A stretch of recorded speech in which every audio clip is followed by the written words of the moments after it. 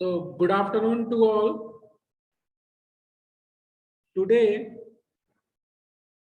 we will start a new chapter in political science, and the chapter is chapter number 2, federalism. So, once again, good afternoon to all. And as I said, today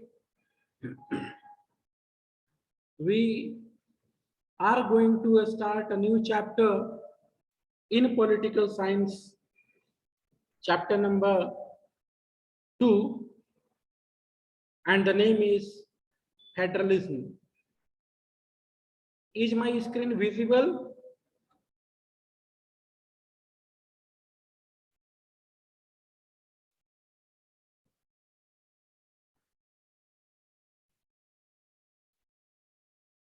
Yes, sir. ROC Singh. Thank you very much for your response.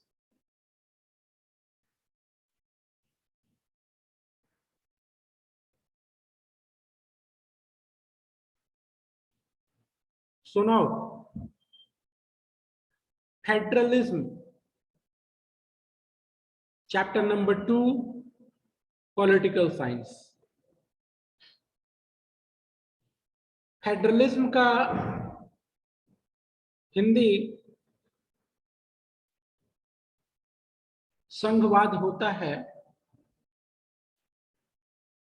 और शब्द पर ध्यान देना, federalism, federalism, federal और है ism,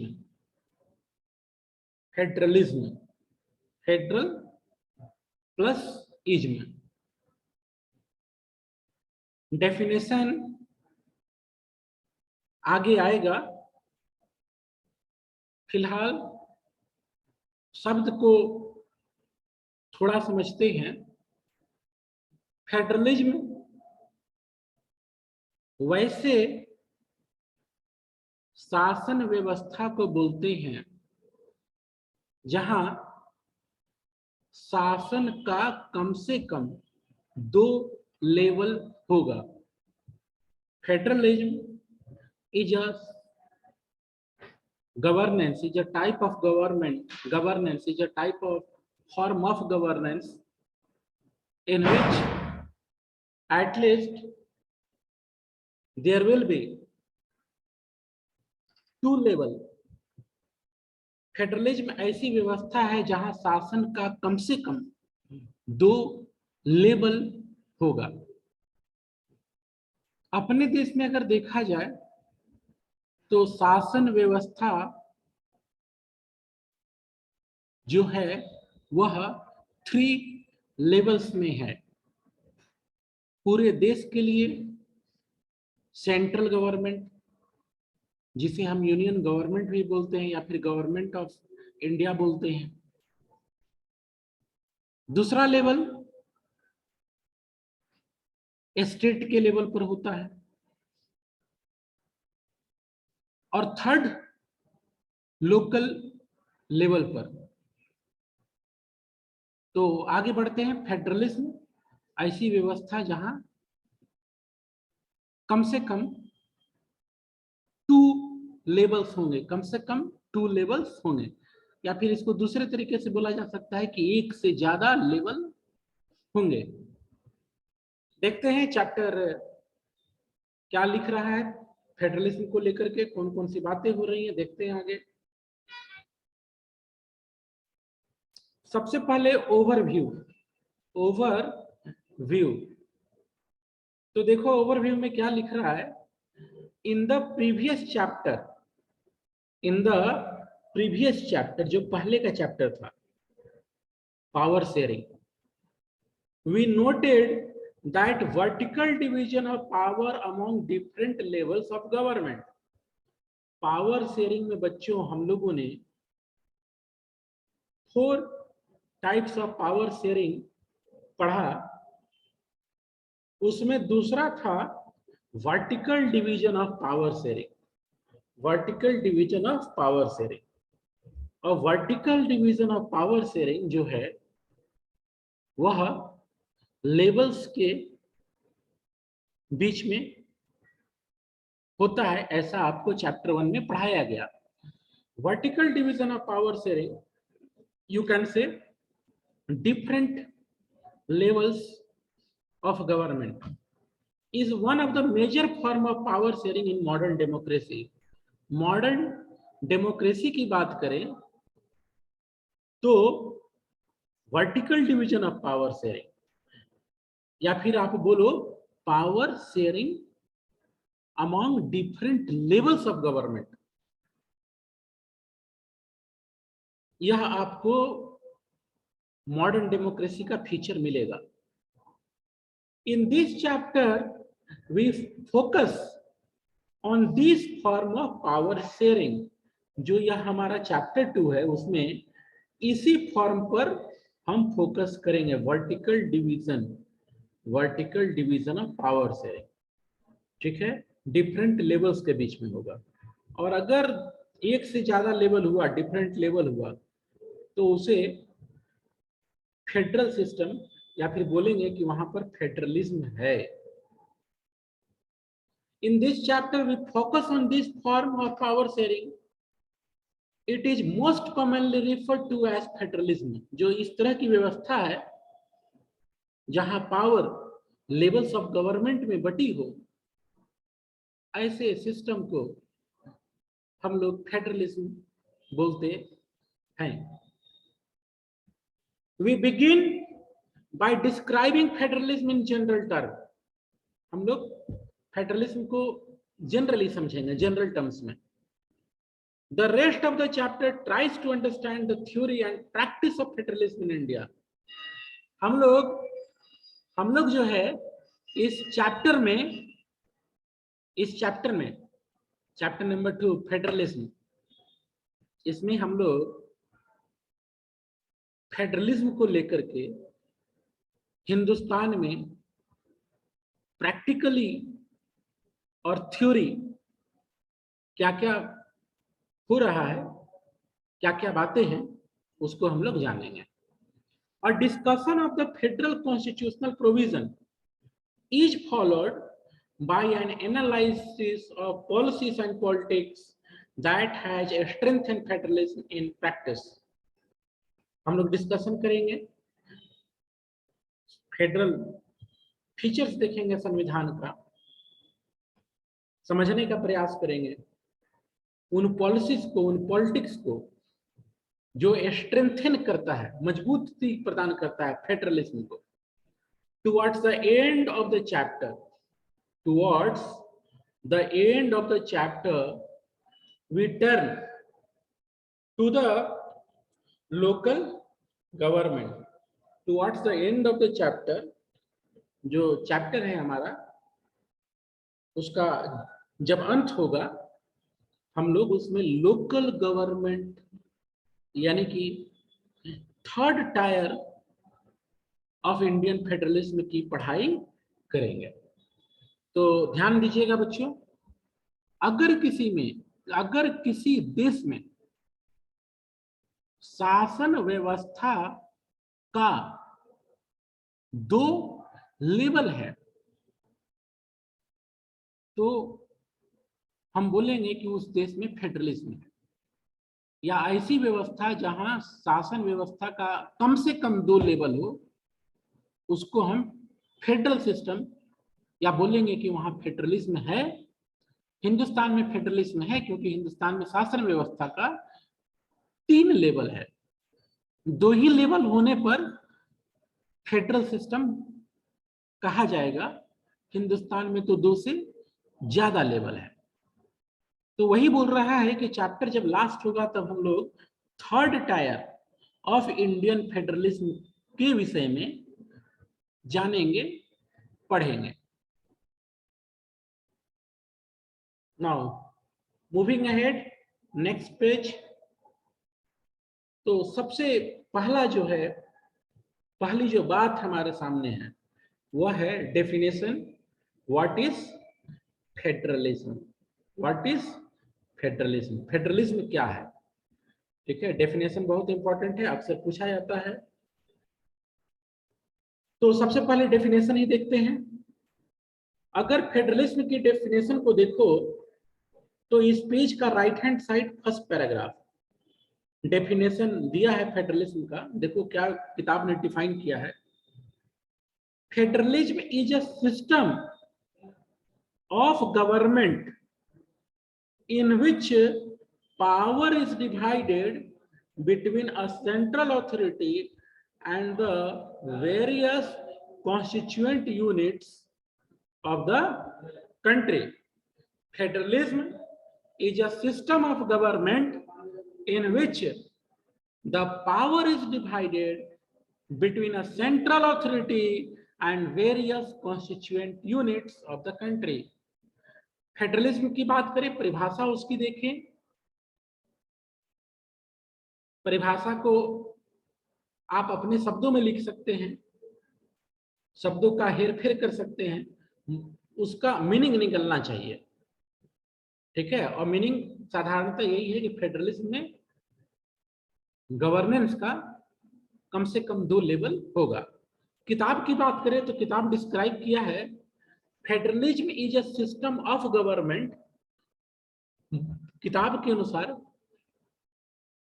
federalism government का system है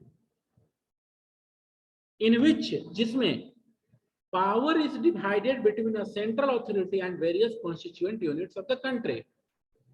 किताब कह रहा है कि फेडरलिज्म गवर्नमेंट का सिस्टम है जिसमें पावर सेंट्रल अथॉरिटी यानी कि सेंट्रल गवर्नमेंट, पूरे देश के लिए एक सरकार, और वेरियस कॉन्स्टिट्यूएंट यूनिट्स के बीच में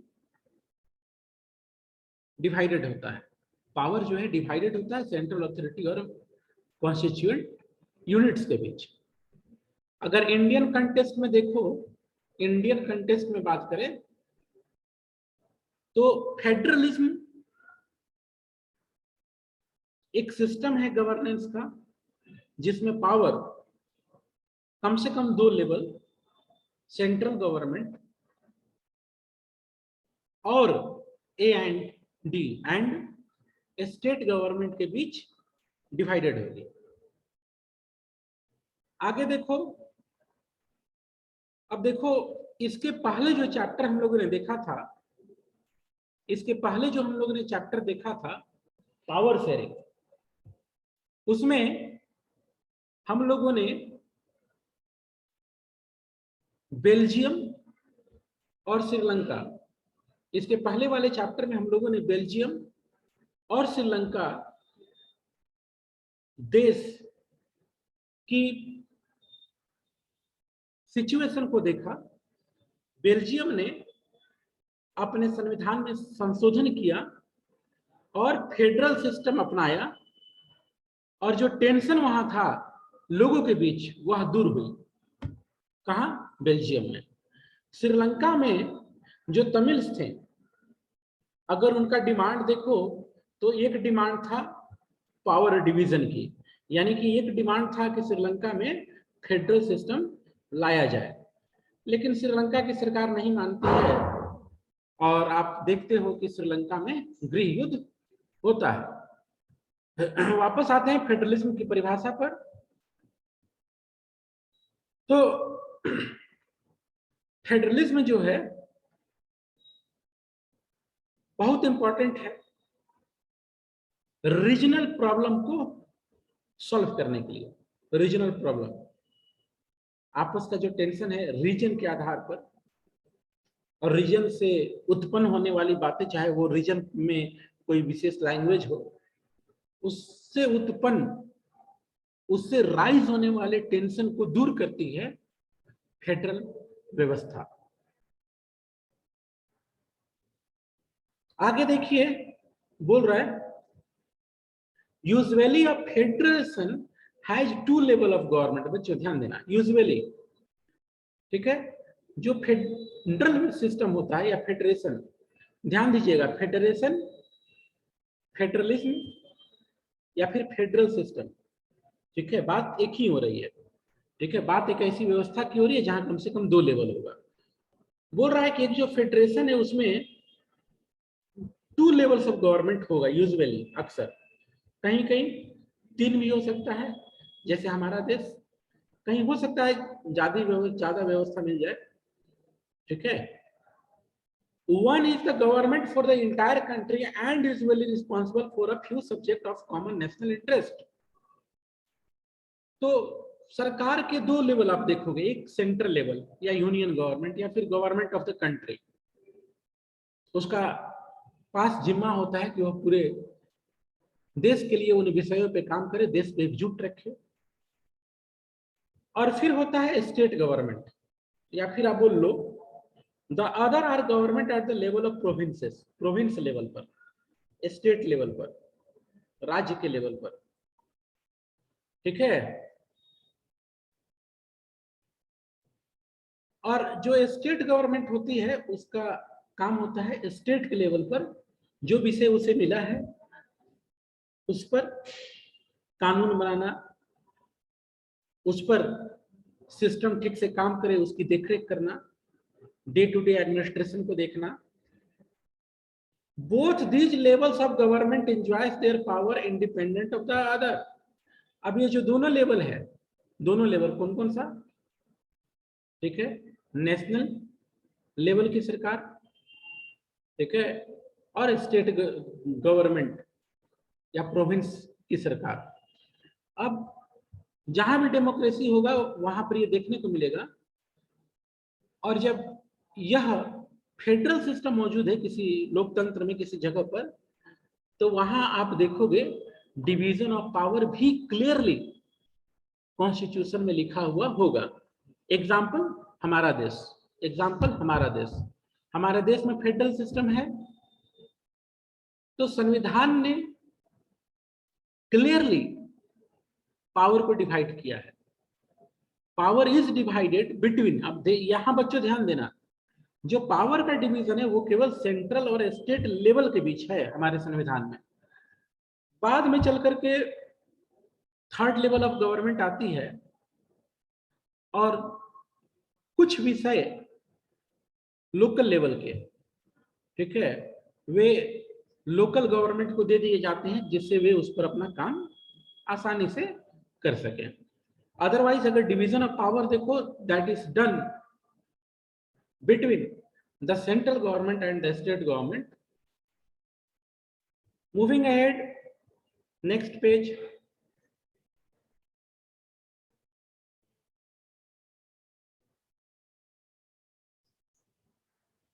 अब देखो ये मैप दिया हुआ है, ठीक है, और इस मैप में जो रेड से रंगे हुए कंट्रीज हैं वहां फेडरल पॉलिटिकल सिस्टम है, वहां फेडरल पॉलिटिकल सिस्टम है। और उसके नीचे क्या लिख रहा है?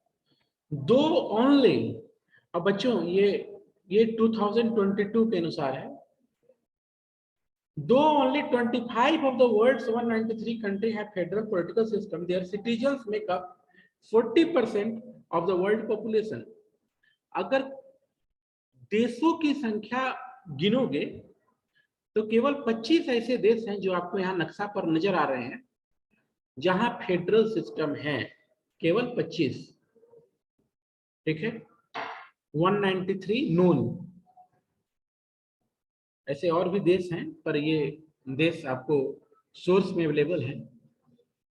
तो केवल 25 कंट्रीज में फेडरल सिस्टम है, लेकिन अगर आबादी की बात करो, दुनिया की आबादी की बात की जाए तो 40% लोग इन 25 देशों में रहते हैं। 40% लोग इन 25 देशों में रहते हैं, ठीक है, जहां फेडरल सिस्टम है। Most of the large countries of the world are federation. दुनिया के अधिकतर, सभी नहीं, दुनिया के अधिकतर, सभी नहीं, अधिकतर बड़े देश दुनिया के, वहां फेडरल सिस्टम है, वहां फेडरल सिस्टम है। आपसे क्वेश्चन पूछ रहा है can you notice an exception?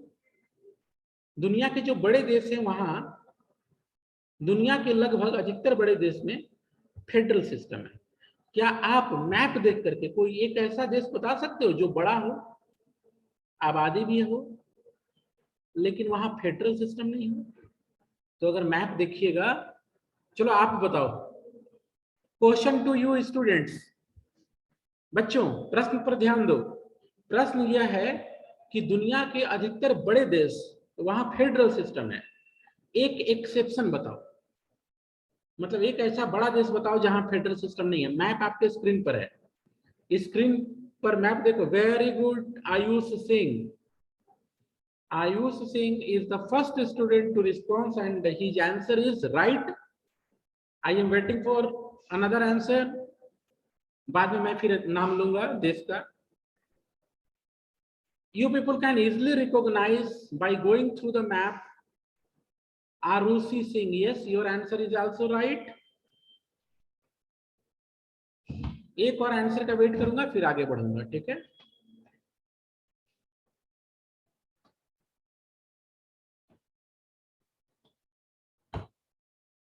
चलो आंसर मैं अपनी ओर से बता देता हूं। आयुष ने सबसे पहले रिस्पॉन्स किया, सही आंसर आयुष का। आफ्टर दैट आरुषि ने रिप्लाई किया, her answer is also right and the right answer is China. बच्चों क्योंकि बोल रहा है कि मैप देखिए, अगर हम मैप देखें बच्चों तो एक बड़ा देश के रूप में यहाँ पर चाइना है, ठीक है? और यहाँ देखो इस एरिया में चाइना है, ठीक है? तो चाइना एक बड़ा देश है अगर हम एरिया की बात करें उस लिहाज से भी, और अगर आबादी देखें तो वह दुनिया का पहला स्थान पर आने वाला मुल्क है, यानी कि सबसे ज्यादा पॉपुलेशन वाला कंट्री है चाइना। नाउ बच्चों अब तक हम लोगों ने फेडरलिज्म को देखा और चैप्टर में हम लोग उसी को देखेंगे। The whole chapter is talking about federalism. पर यहाँ एक पैराग्राफ के कुछ सेंटेंस फेडरलिज्म के उलट जो सिस्टम है उसकी जानकारी दे रहा है। तो फेडरलिज्म या federation, federal system, federal system का उलट है यूनिटरी सिस्टम। यूनिटरी, ठीक है? यूनिटरी फेडरल सिस्टम में सरकार के कम से कम 2 लेवल होते हैं, यूनिटरी सिस्टम में सरकार के एक ही लेवल होंगे, ठीक है? ओनली 1 लेवल ऑफ गवर्नमेंट, ठीक है? ध्यान दीजिएगा, यूनिटरी सिस्टम में एक ही लेवल होगा। अगर दूसरा है, अगर दूसरा है तो उसके पास कोई शक्ति नहीं होगी। बच्चों ध्यान देना।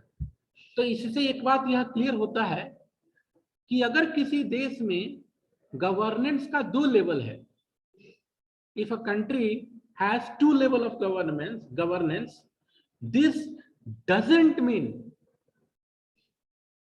कि वहां फेडरलिज्म है या फेडरल सिस्टम है। तो इस बात पे ध्यान रखिएगा, फेडरल सिस्टम होने के लिए 2 लेवल ऑफ गवर्नमेंट की जरूरत है और दोनों के बीच पावर डिवीजन भी होना चाहिए, ठीक है? तो वही बात बोल रहा है कि फेडरल सिस्टम इसके उलट होता है यूनिटरी सिस्टम। और यूनिटरी सिस्टम में केवल एक ही लेवल होगा गवर्नेंस का, अगर दूसरा है, ठीक है, तो वह सबऑर्डिनेट होगा सेंट्रल गवर्नमेंट का। सेंट्रल गवर्नमेंट का ध्यान दीजिएगा।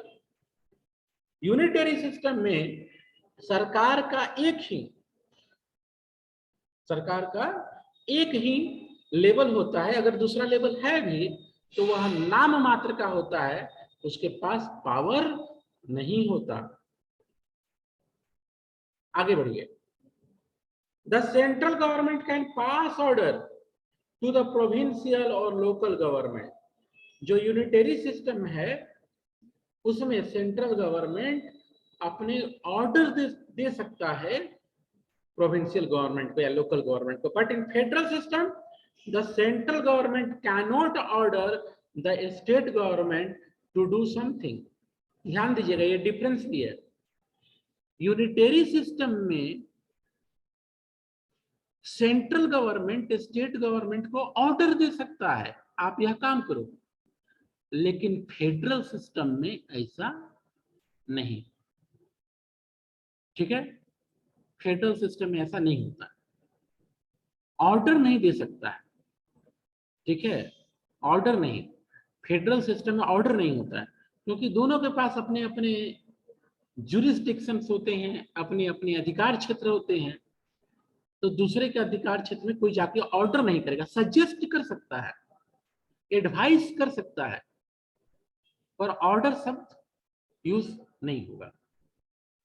आगे देखिए, state government has powers of its own for which it is not answerable to the central government. ध्यान दीजिएगा, state government has power of its own. Power of its own किस, ठीक है, सिस्टम में? फेडरल सिस्टम में। Federal system में state government का अपना पावर होता है,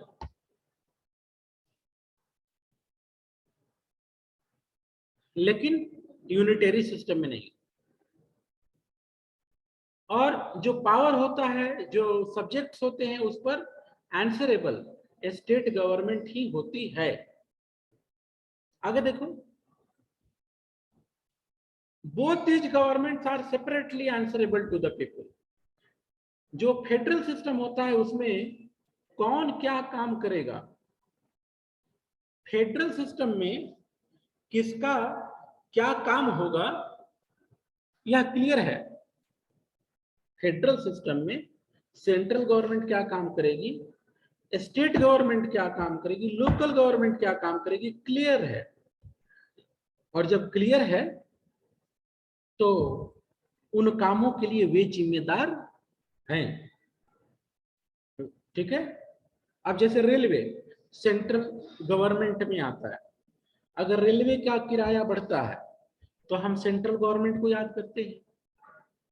ठीक है, किराया लंबे समय के बाद बढ़ा तो हम लोग मानते हैं कि चलो ठीक है, लेकिन किराया बहुत बढ़ रहा है, तब आप देखते होंगे पब्लिक को आलोचना करते हुए। अब जैसे पेट्रोल वगैरह ले लो, ठीक है, खैर पेट्रोल तो दोनों में आ जाता है, कुछ इनका टैक्स होता है, कुछ उनका होता है। ठीक है, लेकिन फिर भी हम लोग याद करते हैं सेंट्रल गवर्नमेंट को कीमतें बढ़ने के कारण। खैर उससे नहीं, वापस आते हैं रेलवे पर। तो रेलवे जो है इंडिया में वो सेंट्रल गवर्नमेंट के पास है। अगर बाय द वे उसका किराया बढ़ता है या उसमें कुछ बदलाव आते हैं तो हम अकॉर्डिंगली सरकार को याद करते हैं, कभी तारीफ करते हैं, कभी क्रिटिसाइज करते हैं। उसी तरह से अगर मान लो स्टेट ट्रांसपोर्टेशन है, राज्य परिवहन, ठीक है, आप देखते होंगे बिहार सरकार की बसें हैं, अगर उनका किराया बढ़ता है तो अब हम स्टेट गवर्नमेंट को याद करते हैं।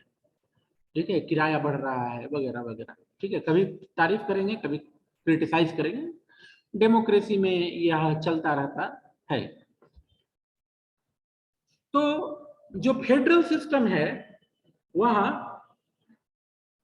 फेडरल सिस्टम में पावर, फेडरल सिस्टम में पावर जो है क्लियरली डिवाइडेड है, और पावर डिवाइड होने के चलते रिस्पॉन्सिबिलिटी क्लियरली दिखती है, and accordingly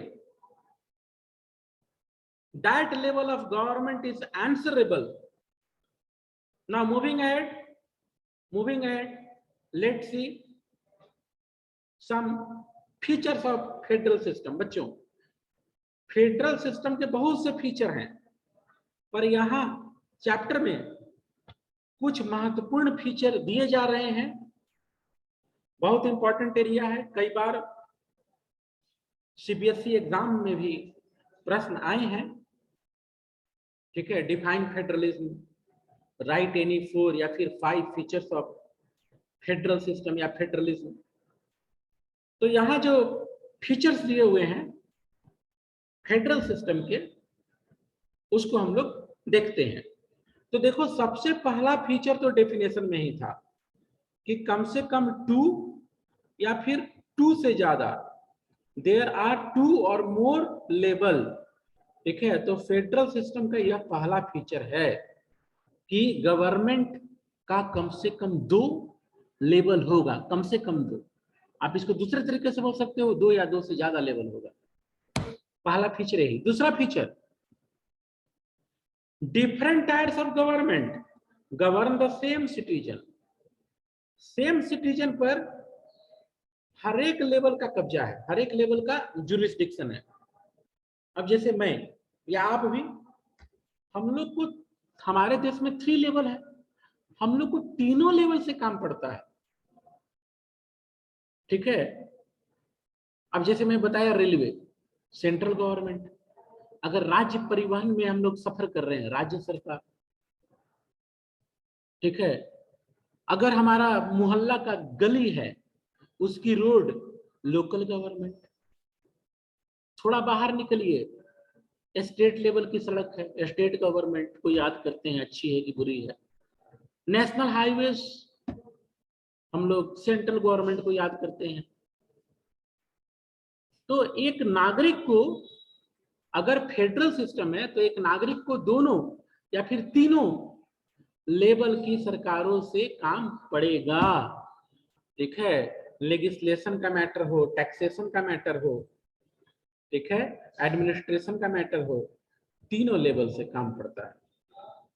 number 3, the jurisdiction कार्य क्षेत्र, रेस्पेक्टिव लेवल और tiers of government are specified in the constitution. बच्चों, थर्ड फीचर, अगर फेडरलिज्म है, फेडरल सिस्टम है, तो कौन सा लेवल क्या काम करेगा, किन विषयों पे काम करेगा, यह क्लियरली संविधान में लिखा होता है।